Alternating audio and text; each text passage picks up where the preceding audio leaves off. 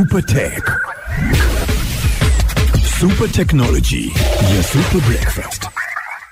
Sasa kama utakuwa ni mtumiaji wa mtandao wa X, utakuwa ni moja kati ya muathirika kama sio shuhuda wa hiki ambacho nakizungumza, kwamba tarehe 11 kulitokea shida kidogo ya ndani ya mtandao wa X na mtandao kuwa chini. Na hii ilitokea kwa kule ndugu zetu wa Marekani, ilikuwa ni asubuhi, kwetu sisi huku ilikuwa ni jioni, na ilitokea kama mara mbili watu waliripoti katika namna tofauti tofauti. Na unaweza ukajiuliza watu wameripoti vipi kwa hii changamoto ya mtandao wa X kutopatikana kwa zaidi ya mara mbili ndani ya siku moja. Kuna wavuti ambayo inafahamika kama Down Detector. Hii ni wavuti ambayo watumiaji mbalimbali wa mitandao ya kijamii wanaitumia kuripoti zile changamoto ambazo wanazipata pindi wanapotumia mitandao hiyo ya kijamii. Kwa mfano, ulikuwa unatumia Instagram lakini ukashangaa haiwezi kuupload, hauwezi kuona tena vitu,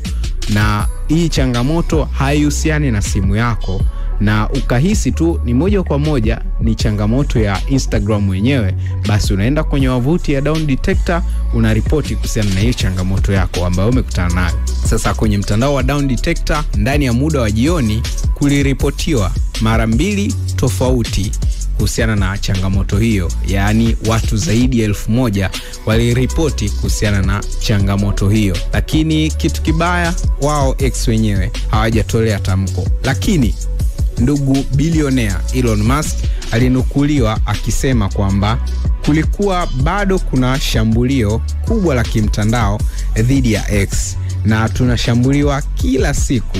Lakini hili lilifanywa kwa rasilimali nyingi, na inawezekana kuna kundi kubwa sana lililotengeneza mpango huu au nchi moja inahusika, na tunaendelea kufuatilia. Yeye ambacho amekisema hapa ndugu bilionea ni kwamba anahisi kuna kundi kubwa sana la watu ambalo ndio linahusika kufanya attack kwenye mtandao wa X, yani mtandao wake ambao zamani ulikuwa unafahamika kama Twitter. Ili kundi kubwa hajalitajwa kwa jina, na ameenda mbali zaidi kwa kukisia huenda ikawa ni nchi ambayo inahusika kwenye hiki ambacho kimetokea. Huenda isiwe ni kundi, ikawa ni nchi, kwa sababu ametaja kwamba ina rasilimali kubwa za kwenye upande wa teknolojia kiasi cha kuweza kuataki mtandao wake.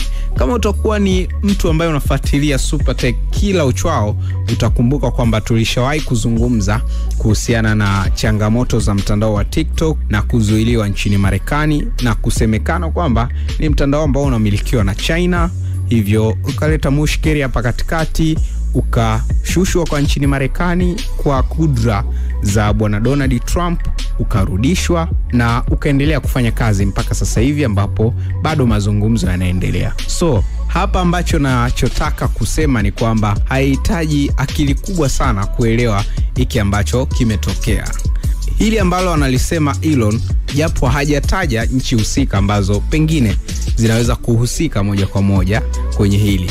Moja itakuwa ni nchi ya China kwa sababu ya kile ambacho kilitokea kwenye TikTok. Sasa huenda wanaonesha kama kulipiza hivi, na pili inaweza kuwa ni Urusi, kwani Urusi ni mahasimu wakubwa wa nchini Marekani. So kinachofanyika ni kujaribu kuonyeshana makali kwamba wewe una hiki, mimi nina hiki, basi tuenzetu mjini. Mimi naitwa Goodluck Epafra. Kwa leo ni kwa uchache tu kuhusiana na kile ambacho kilitokea ndani ya mtandao wa X ambao zamani ulikuwa unafahamika kama Twitter. Asante kwa muda wako. Ilikuwa ni Super Tech. Super Tech. Super Technology ya Super Breakfast. The feeling of good music.